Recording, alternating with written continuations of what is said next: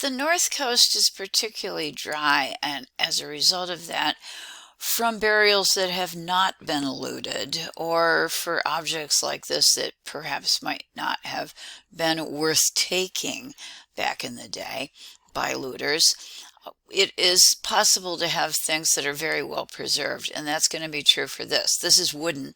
It comes to us from the Chimu, and it is a miniature of one of their compounds, so we can actually see the way in which the Chimu thought about this and the way in which the compound we do believe was used.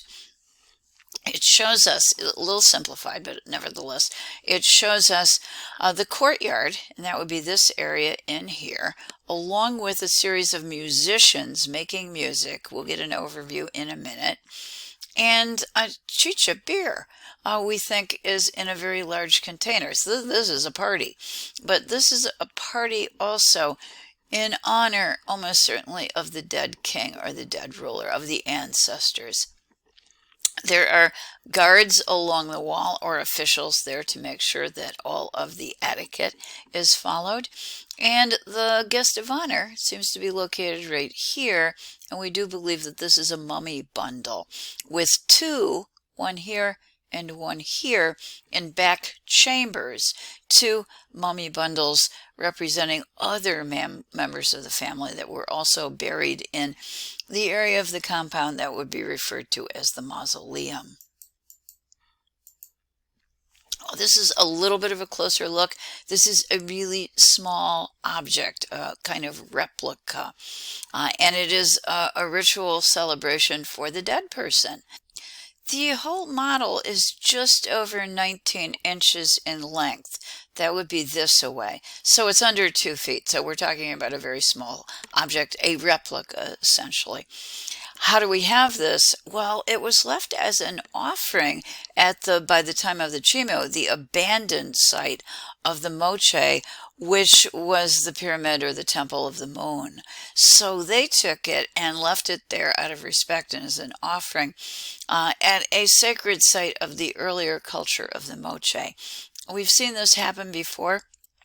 In particular, we've seen it with the Aztecs, who made ritual visits and left offerings at Teotihuacan. They also ritually buried goods from earlier civilizations in the pyramid complex in their major city centers. So there was an incredible respect for ancient civilizations and civilizations that the current civilization wanted to make connections with to strengthen their own right to rule. And probably something similar was happening here with the Chimu. This is a little bit closer look at those mummies, which actually I have to say are downright cute.